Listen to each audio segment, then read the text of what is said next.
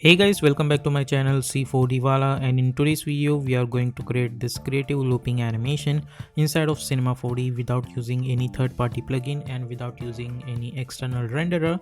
So if you want to learn more about motion graphics and other stuff, then don't forget to check out my Udemy courses. Links are available in the description. And if you're new to this channel, then please consider to subscribe this channel and also hit the bell icon to get more updates. So without wasting any much more time, let's get started.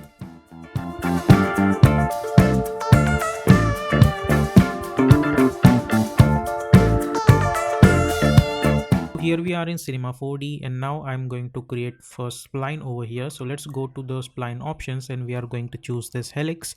Let's click middle mouse button so we can see this through our all view. Let's decrease this radius, start radius somewhere around over here. And now if you decrease this end angle over start angle somewhere around like this 0, then we will decrease the height of this somewhere around 0. Okay, so we will get something like this. So start value, start radius, choose 0, start angle, choose -70, and height we need to choose 0. Okay, and let's go over here. So we have this helix. Now let's select this helix, go to the coordinates, and we are going to rotate it on z axis to up to 90-degree rotation like this. Okay, so this is our helix. Now we need to create our shape. So for that I'm going to select my cube over here and press ND on your keyboard so we can see those edges, and let's decrease the size from here like this. And now I'm going to increase the size somewhere around like this. Go to the object menu and hide segments we need to increase. So on y segments, let's not change anything. On x axis I'm going to increase the segment. So let's make this segment somewhere around 500 maybe, or let's make this 300. Okay, I think this much looks enough. And I'm going to enable the fillet options over here, and let's choose fillet radius up to 5, or if you want to increase, you can increase it up to this. Okay, so we will get something like this. Now select both of this and hold Alt G, so all of them are into the one group, and let's call it as shape. Okay, like this.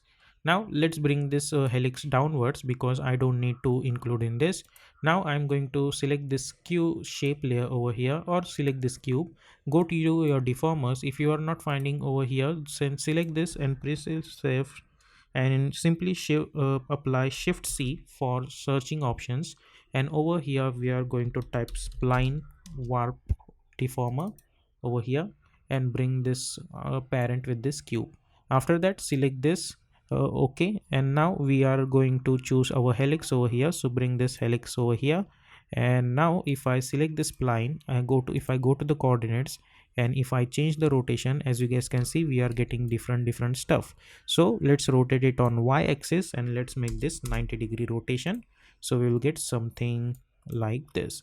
Now if you see this, we are getting this kind of shape. Now you can select this cube, you can go to the object, and you can increase the height of this over here. Along with that, you can increase the segments as well if you want. Okay, also you can decrease the fillet radius somewhere around like this. So if you hit Ctrl R, we will get this kind of stuff. Now what I'm gonna do over here, I'm going to decrease the segments over here somewhere around, let's say like this. And let's hold Alt, and we are going to apply this subdivision surface. So if you hit R, we will get this kind of stuff. Okay, so we will get something like this. So let's try to reduce this value somewhere up to this. Okay, this much looks good to me. If I hit Ctrl R, I'll get this kind of stuff. If you don't want that subdivision surface and you are happy with this results, then you can choose this as well. Like I'm going to select this, and if I hit Ctrl R, I'll get this kind of stuff. Okay, I am happy with this, so I don't need this subdivision surface. Then after doing that, select this spline, and if you increase and decrease the offset value, you will get this kind of stuff over here like this. Okay, so now let's try to create our animation over here. Now let's select this value and let's make this 0 initially.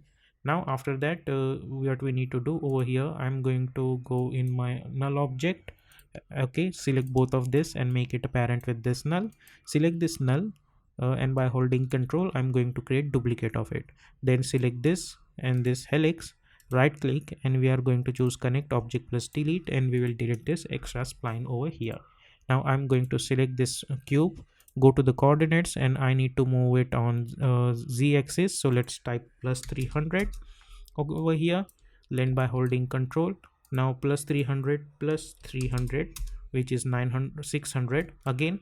Let's add 300 over here, which means 900 again. By holding control, create a duplicate, plus 300, so we'll get this multiple copies. Now we will add our camera over here. Go to the object and choose parallel view, and let's try to adjust our camera somewhere around like this. Okay, let's zoom in like that. Now let's make sure that this camera is at the center, or you can adjust the camera somewhere around over here as well. I'm going to stick my camera somewhere around like this. Okay, then I'm going to select this. I'll press shift C, and I'm going to type protection tag to this camera and simply double click to apply. So now we cannot move our camera. If I hit Ctrl R, I'll get this kind of stuff over here like this. Now after that, I'm gonna go over here, and I'm going to select this cylinder, press R for rotation, and I'm going to rotate it like this somewhere around over here, and let's increase the size totally. Okay, select this cylinder, and let's decrease the radius somewhere around like this over here, like that, and let's make this somewhere around this. I think this much looks good, and if I hit Ctrl R, I'll get this kind of structure over here. Now let's try to create our animation stuff over here. So let's go to the shape options over here. Let's select this spline warp, and let's decrease the offset value somewhere around like this over here until it's gonna go out of this composition, and we will create one keyframe at offset. Then we will go somewhere around 90 frame, and we will make this 0 and create another keyframe, and let's increase this value up to 120 like this over here. Okay, so if you see this, we will get this kind of animation over here, and then from this point all of this should go at this part. So what you can do, let's select all of this stuff now and hold Alt G. Let's double click, and let's call it as main, and then go to the coordinates, and we can change this value to this z axis. Okay, so let's go to the 90 frame, and let's choose freeze all. Okay, so now if you see, first we'll get this animation over here, then I'll go to 90 seconds. I'll select this main, I'll create one keyframe around 120 frame. Let's make this 300 value and create one keyframe. So now if I see this animation, I'll get this animation first, then I'll get this animation. Okay, now let's go to your front view over here, and now over here we need to add one plane. So let's go to the start, and now let's add one plane over here. Press E, and let's try to bring this downward. Let's increase the size of this plane over here. Go to the top view and increase the size of this plane somewhere around over here. Similarly, increase the size of plane around at this point as well. Okay, so if you say this now, we will get something like this. Okay, and we will get this animation continuously in the form of loop like that. Okay, now we will add a light to it. So let's go over here, go to the light options. Let's increase the size of this light. Go to the top view, press R, E, and let's try to move this light over here. Press R, rotate it like this, and then rotate it like this. Go to the front view, press E, W, and let's try to move this over here, and we will try to adjust the light. Hit Ctrl R so you can see this. Select this light, go to the general settings and choose shadow and area shadow, so you'll get this shadow over here. Then select this, press E, by holding Ctrl create a duplicate, press R, so select this, press R, W, and let's rotate it like this. Select these two lights, press E, and by holding Ctrl create a duplicate, press R, and let's rotate this light like this. Okay, and if you hit Ctrl R, we are gonna get this light all from 4 axis. Now we will double click, and I'm going to apply one color to this entire main structure. Let's double click, and we are going to choose somewhere around orange color over here like this. Over here, go to the luminance panel.